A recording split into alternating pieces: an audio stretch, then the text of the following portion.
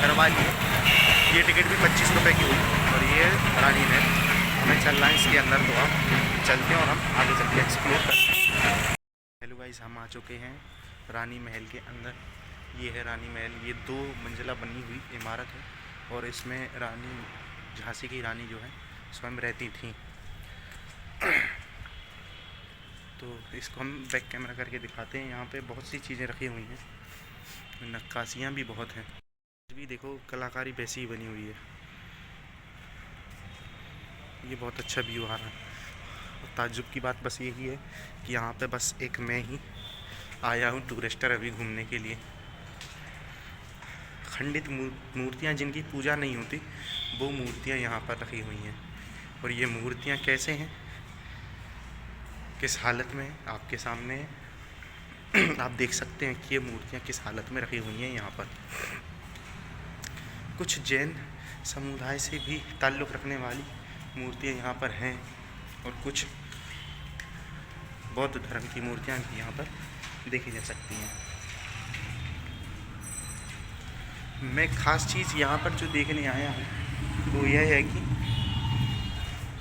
झांसी की रानी को जब पता चला कि झांसी में और मेरठ में जो विद्रोह शुरू हो चुका है, तो उस विद्रोह शुरू हो चुका है तो उस विद्रोह को दबाने के लिए अंग्रेज़ों ने उनके सैनिकों की हत्या करना प्रारंभ कर दिया है। तो झांसी की रानी को जब पता चला तो झांसी की रानी जो थी ऊपर अपने कक्ष में बैठी हुई थी, तो उनकी दासी उनके पास बताने आई।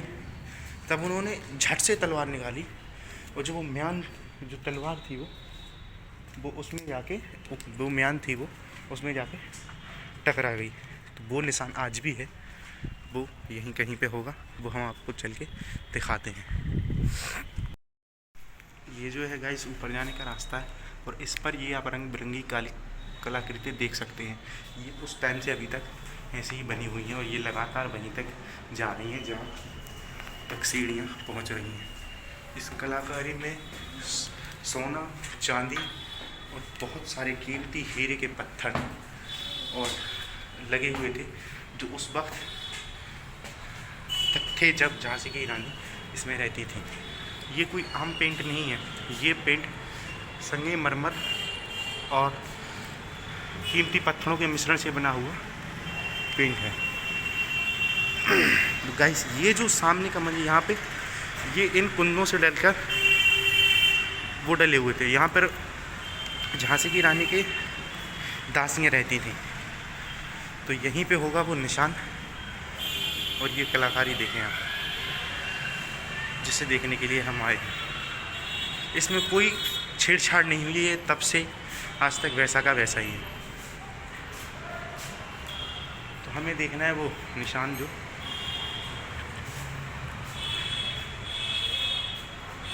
हाँ, तो फाइनली गाइस वो निशान हमें मिल चुका है। तो वो निशान है ये।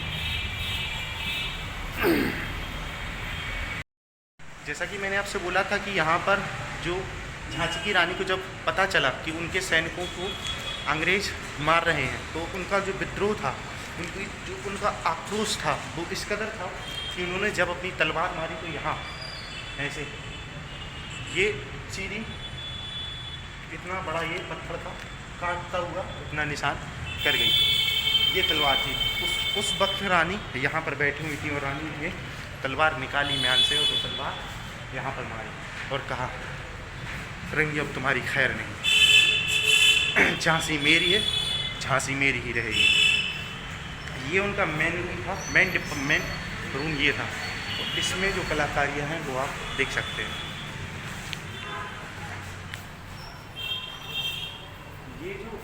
ये आपको ये पेंटिंग के ये सिरे पे जो दिख रहे हैं, यहाँ पर बहुत कीमती पत्थर लगे हुआ करते थे जो हीरे जैसे थे, हीरे से भी महंगे थे।